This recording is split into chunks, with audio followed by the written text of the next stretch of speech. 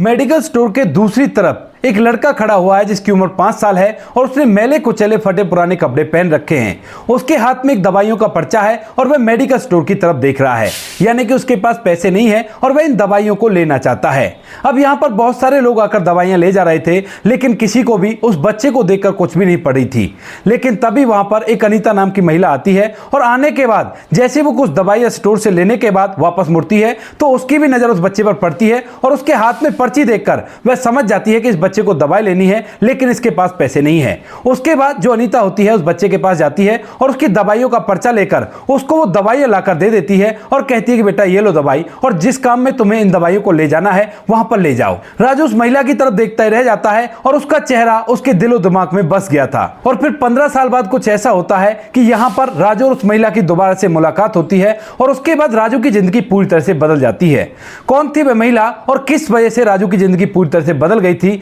पूरी सच्चाई के बारे में जानने के लिए वीडियो को अंत तक जरूर देखें।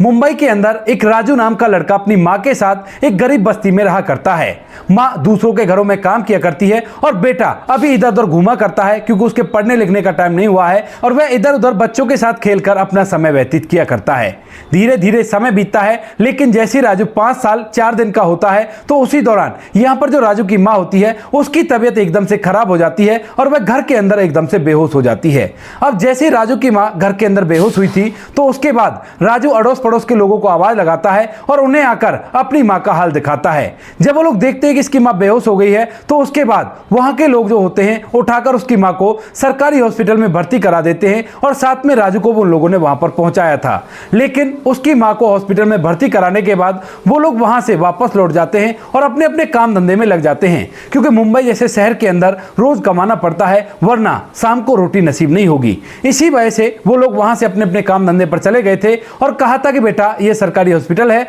और तू आराम से यहाँ पर अपनी माँ की देखरेख कर लेना। राजू भी हाँ में सर हिलाता है, लेकिन जैसे ही वो लोग वहां से जाते हैं तो तभी वहां पर डॉक्टर साहब आते हैं और डॉक्टर साहब आने के बाद उसकी माँ के लिए कुछ दवाइयां लिखते हैं और उस पर्ची को उस बच्चे के हाथ में थमा देते हैं। कहते हैं कि तुम्हारी माँ है ना, तो ऐसा करो इन दवाइयों को बाहर से ले आओ क्योंकि यहाँ के मेडिकल स्टोर पर ये दवाई नहीं मिलेंगी और तुम्हें बाहर से इनको लाना पड़ेगा। अब इस पर्चे को देखकर जो राजू होता है वह पूरी तरह से हैरान हो जाता है और सोचने लगता है कि उसके पास तो एक भी रुपया नहीं है और वह दवाई कहां से लेकर आएगा। उसके बाद वह हिचकता हुआ डॉक्टर साहब से पूछने लगता है कि डॉक्टर साहब ये बताओ ये दवाइयां कितने रुपए की आएंगी। तो उसके बाद जो डॉक्टर होता है वह एकदम से चिल्लाने लगता है, कहता है कि तुम्हारे पास पर्ची है और इस पर्ची को जाकर स्टोर वाले को दिखाओ और वो अपने आप आपसे पैसे ले लेगा, जितने पैसों की भी आएंगी। मेरा दिमाग खराब मत करो, वैसे भी तुम्हारी माँ का इलाज फ्री में तो हो ही रहा है, इतनी दवाई तो तुम बाहर से ला ही सकते हो। इस बात को सुनकर राजू अपना सर नीचे की तरफ कर लेता है और उसके बाद उस हॉस्पिटल से बाहर निकल आता है। बाहर निकलने के बाद उसकी नजर एक बहुत बड़े मेडिकल स्टोर पर पड़ती है जहां पर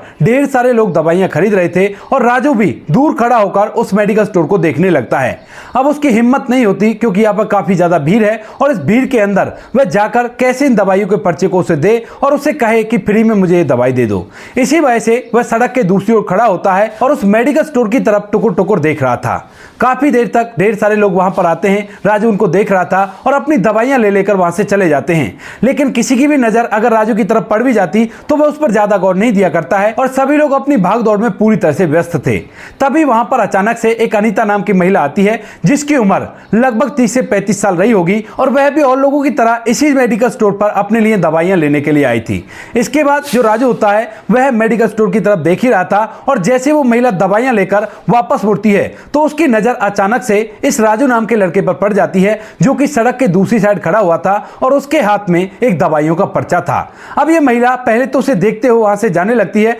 लेकिन थोड़ी आगे चलने पर उसके कदम एकदम से ठहर जाते हैं क्योंकि जब यह महिला स्टोर से थोड़ी दूर चली गई थी तो उसके बाद भी यह बच्चा मेडिकल स्टोर की तरफ ही देख रहा था। अब इसको देखने के बाद उसे समझने में बिल्कुल भी देर नहीं लगती कि इसे इन दवाइयों की जरूरत है और इसके पास पैसे नहीं है, क्योंकि हालत को देखकर यह चीज बयां हो रही थी कि उसके पास कोई पैसे नहीं होंगे और उसको देखने की वजह से यह पता चल रहा था कि मेडिकल स्टोर से इसे ये दवाई चाहिए जो कि इसके पर्ची में लिखी हुई है। उसके बाद वह महिला कुछ भी नहीं सोचती है और सीधा उस बच्चे के पास पहुंच जाती है। रोड को क्रॉस करके जैसे उस बच्चे के पास पहुंचती है तो वहां पर उससे झुककर कहने लगती है, बेटा क्या तुम्हें दवाइयां खरीदनी है। तो उसके बाद यहां पर जो राजू होता है पहले तो उस महिला की तरफ देखता है और फिर उसके बाद हाँ में सर हिलाता है। तो वो कहने लगती है कि फिर खरीद लो, यहाँ पर क्यों खड़े हो, क्या रोड क्रॉस करने में दिक्कत है। तो जो राजू होता है वह महिला की तरफ देखता है और कहने लगता है कि नहीं मैम साहब ऐसी बात नहीं है, दरअसल मेरे पास पैसे नहीं है और इन दवाइयों की मुझे बहुत ज्यादा जरूरत है क्योंकि मेरी माँ हॉस्पिटल में भर्ती है और सुबह सुबह उन्हें कुछ ऐसा हो गया था कि वो बिल्कुल भी बोल नहीं रही थी।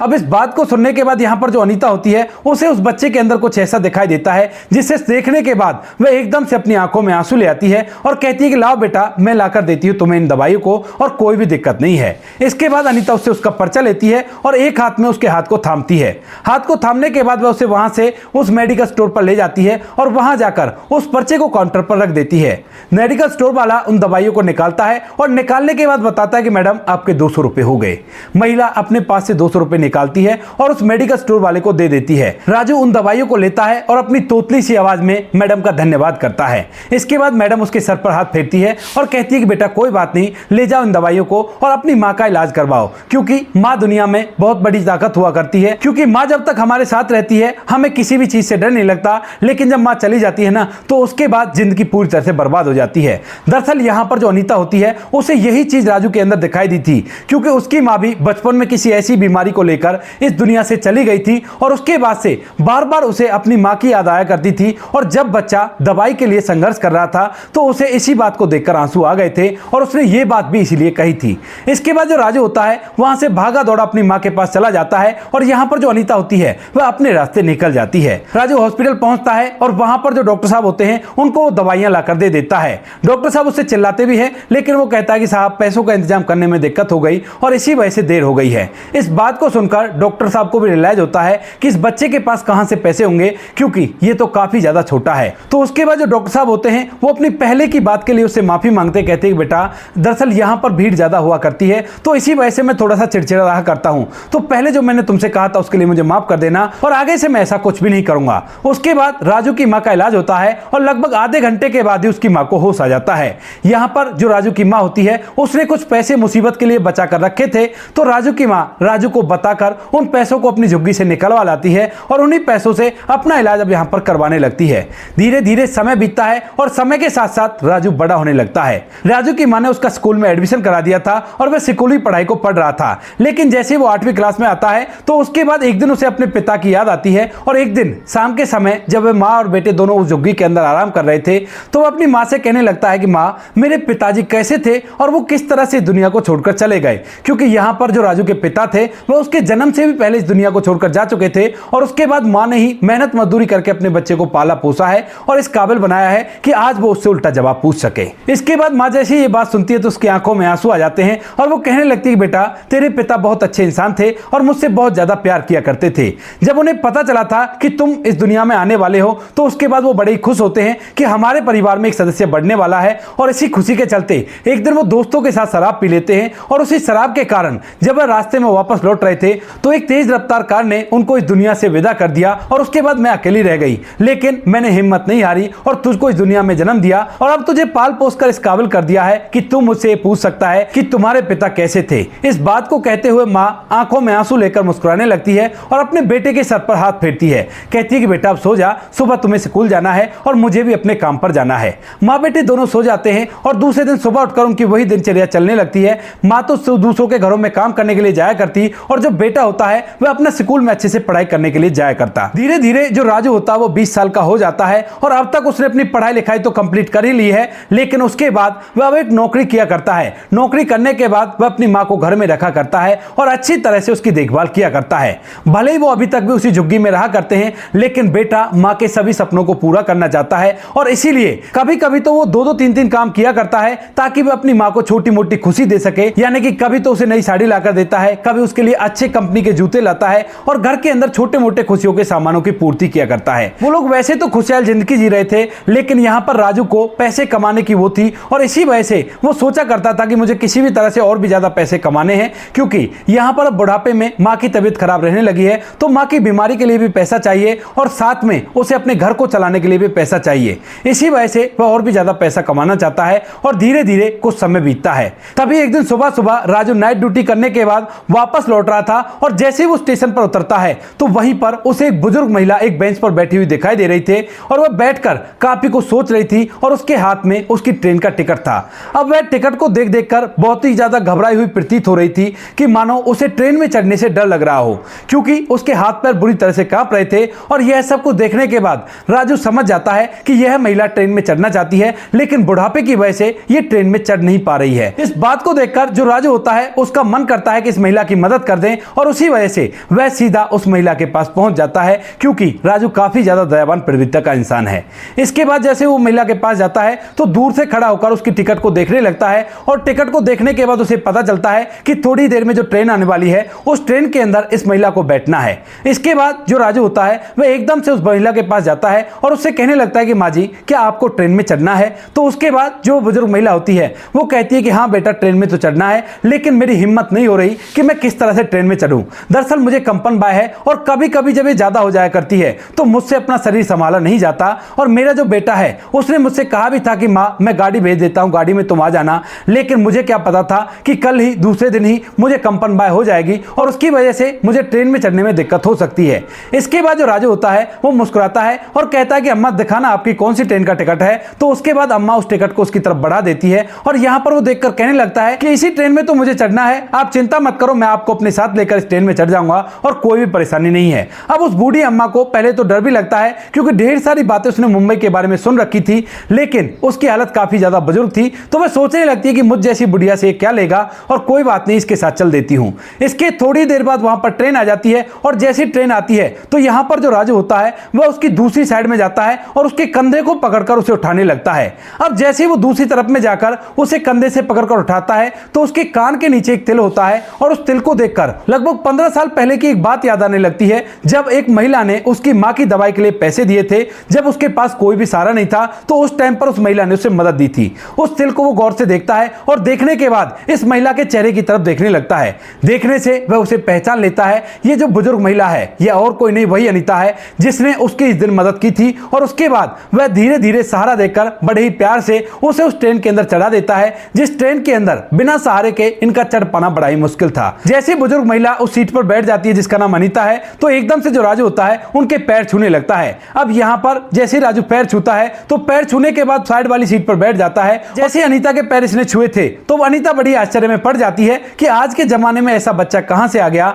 जो एक तो मेरी मदद कर रहा है और ऊपर से मेरा पैर भी छू रहा है। वह उसे आशीर्वाद तो दे देती है, लेकिन पूछने लगती है कि बेटा ऐसा क्या है जो तुम मेरी इतनी मदद कर रहे हो, क्योंकि आज के जमाने में तो बिना मतलब के कोई किसी से बात तक भी नहीं करता, और फिर तुम मुझे वहां से लेकर आए और यहां पर मेरे पैर भी छू रहे हो। तो उसके बाद यहां पर जो राजू होता है वो मुस्कुराने लगता है, कहता है कि अम्मा मैं आपको एक कहानी बताता हूं, अगर उस कहानी को सुनकर आपको कुछ याद आए तो मुझे बता देना। इस बात को सुनकर जो अम्मा होती है वह कहती है कि ठीक है बेटा, सफर थोड़ा सा लंबा है तो यहां पर मैं तुझसे बातचीत करते रहूंगी तो मेरा भी मन बढ़ जाएगा, बताओ क्या कहानी है। तो उसके बाद जो राजू होता है मुस्कुराते हुए इस बात को बताने लगता है कि किस तरह से वो आज से 15 साल पहले रोड किनारे अपने हाथ में दवाइयों की पर्ची लेकर खड़ा हुआ था, और तभी एक महिला ने आकर उसकी मदद की थी, और उसी टाइम पर उस महिला के कान के नीचे मैंने एक तिल देखा था, और वही तिल आज मुझे आपके कान के नीचे दिखाई दिया है। अब इस बात को सुनकर जो महिला होती है वो थोड़ी देर तक इस बारे में सोच विचार करती है, और सोच विचार करने के बाद उसे भी ज्ञात हो जाता है, और उसके बाद वह कहने लगती है कि बेटा क्या तू वही लड़का है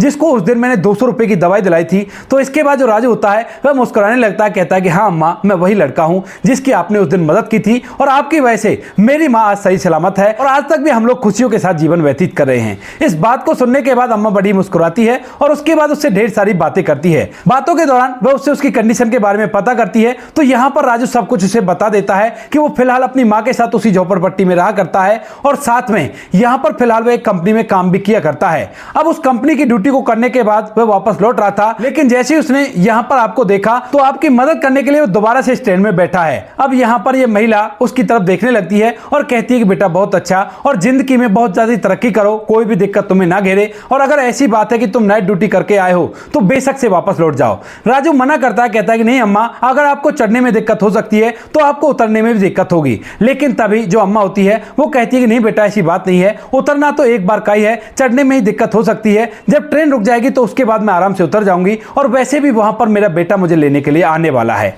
तो इस बात को सुनकर जो राजू होता है वो संतुष्ट होता है, और उसके बाद अगले स्टेशन पर उस महिला के पैर छूकर वहां से उतर जाता है। कहता है कि अम्मा अपना ख्याल रखना, और कभी अपने बेटे को लेकर हमारे घर पर जरूर आना, क्योंकि माँ भी आपसे मिलना चाहती हैं, और कई बार जब आपका जिक्र आ जाया करता है तो वो आपसे मिलने की जिद किया करती हैं, लेकिन मुझे आपके बारे में कुछ भी नहीं पता था। इसके बाद वो बुजुर्ग महिला कहती है कि कोई बात नहीं बेटा, इस बार जब मेरे बेटे का चक्कर यहाँ पर लगेगा तो पक्का मैं अपने बेटे को लेकर तुम्हारी जगह पर आऊंगी, क्योंकि तुमने मुझे जो सारा एड्रेस बता दिया है। राजू वहां से उतर जाता है, वापस से अपने घर पहुंच जाता है और यहाँ पर जो बुजुर्ग महिला अनीता होती है वह सीधा उस जगह पर पहुंच जाती है जहां पर उसे जाना था, और उसका बेटा स्टेशन पर ही उसका इंतजार कर रहा था। उसे पहले से ही पता था कि वो वाली ट्रेन कौन से प्लेटफॉर्म पर आने वाली है। जैसे ट्रेन प्लेटफॉर्म पर आती है तो असखुदी जो लड़का होता है वह उसी डिब्बे के सामने आ जाता है जहां से उसकी मां उतरने वाली थी, और जैसे ही मां खिड़की पर आती है तो उसके बाद बेटा सहारा देकर उसे उतारने लगता है। लेकिन जब उतरने के बाद मां के हाथ पैर कांपने लगते हैं तो उसके बाद बेटे को आज की बात का एहसास होता है और वह कहने लगता है कि मां,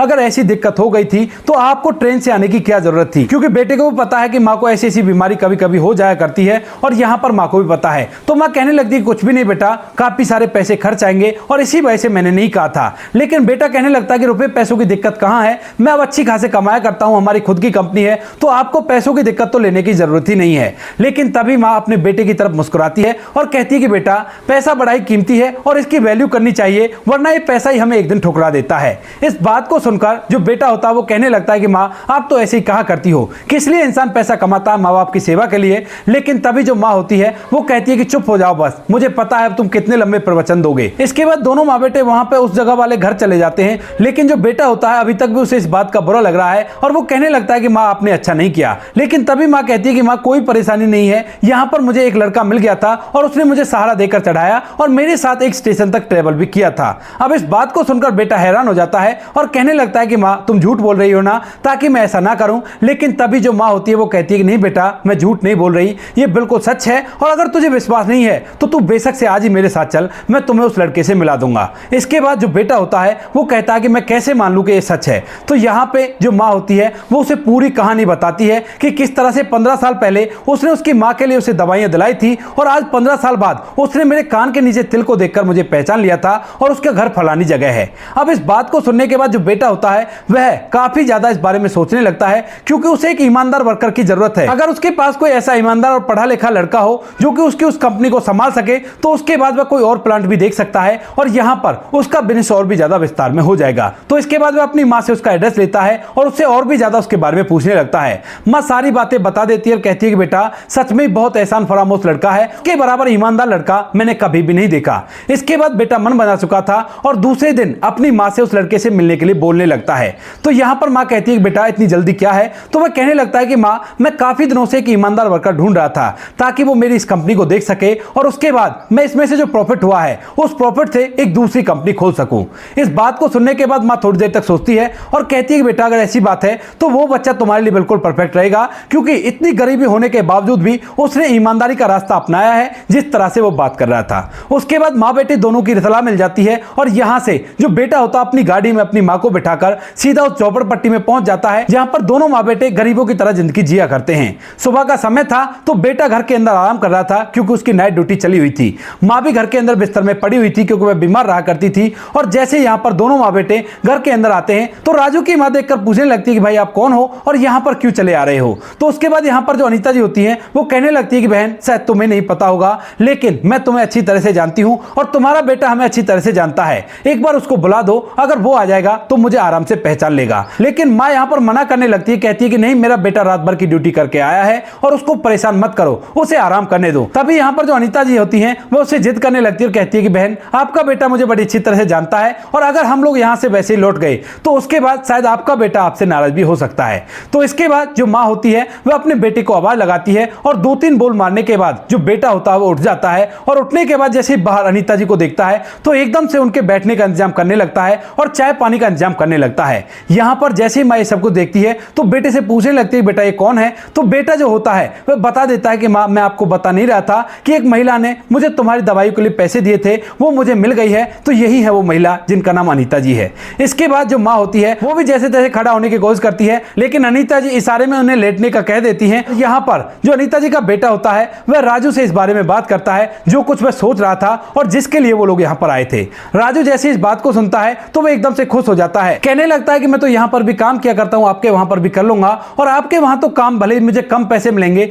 तब भी मैं कर लूंगा क्योंकि आप लोगों का बहुत बड़ा एहसान है मुझ पर। लेकिन तभी जो यहाँ पर अनीता जी का बेटा होता है वो कहता है कि नहीं भाई, मैं इसलिए तुम्हें काम नहीं दे रहा, मुझे तो केवल ईमानदार और एहसान फरामोश वर्कर चाहिए चाहिए ताकि मेरी उस कंपनी को संभाल सके और मैं किसी दूसरे प्लांट पर काम कर सकूं। इसके बाद जो राजू होता है वो कहता है कि ठीक है, आप चिंता मत करो, अगर ऐसी बात है तो मैं दिलो जान लगाकर आपकी कंपनी में मेहनत करूंगा और उसको उन्नतियों तक पहुंचाने की कोशिश करूंगा। मेरी ये पढ़ा लिखाई है। और उसके बाद यहां पर जो अनीता जी का बेटा होता है वह राजू को वहीं पर ले जाता है जहां पर उसकी पहली कंपनी है, और साथ में उसने बोल दिया था कि चिंता मत करो, तुम्हें घर भी मिलेगा और वहीं पर अपनी मां के साथ रह लेना, कोई भी परेशानी नहीं होगी। अब राजू उस कंपनी में काम किया करता है और उस कंपनी को काफी उन्नतियों तक पहुंचा देता है। इधर अनीता जी को जो बेटा होता है वह एक दूसरी कंपनी डालता है और उस कंपनी से भी वो अच्छा खासा प्रॉफिट बनाने लगता है। धीरे धीरे कुछ दिनों बाद यहां पर जो राजू होता है वो अपने लिए एक छोटा सा घर खरीदता है और उसी के अंदर अपनी मां के साथ रहने लगता है, क्योंकि यहां पर उसे अच्छी खासी सैलरी मिला करती है, तो कोई भी कैसी भी दिक्कत नहीं है। फिलहाल राजू की शादी भी हो चुकी है, उसको बच्चे भी हैं